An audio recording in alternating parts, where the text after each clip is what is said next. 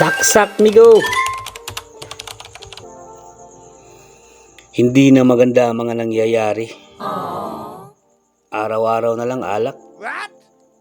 Walang katapusan. Paano ba ito matitigil? Wow. Ayoko ng ganito. Ma-search nga sa Google kung paano. Para naman kahit konti, malaman natin kung paano. Kailangan kong magbago.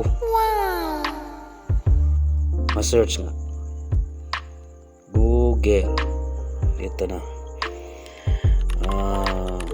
How to stop drinking alcohol. Enter.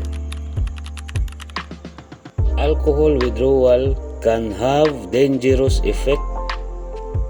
It needs, kailangan pala malakas yung katawan natin dito pag magbabago tayo ng hindi na tayo iinom. Treatment.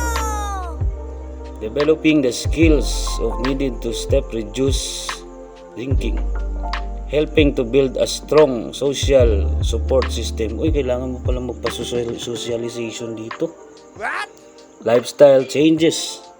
Better nutrition, exercise, meditation, mindfulness, and sakripisyo pala ito.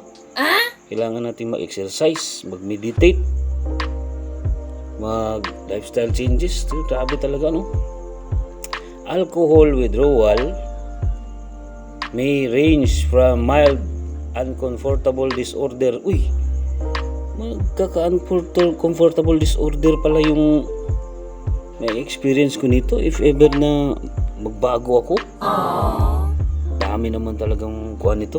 Dami pala itong bawal. Oh my God. You will need medical support. Kailangan ko ng medical support every week. Pag magbabago, stop lang. Ang hirap pala magbago. Meron pala mga disadvantages. Pero okay lang. Bahala na. Para sa pagbabago. May tumatawag. Tumatawag si kumpare. Masagot nga. Hello, pre. Oh. Ha? Ay. Birthday din mo ron?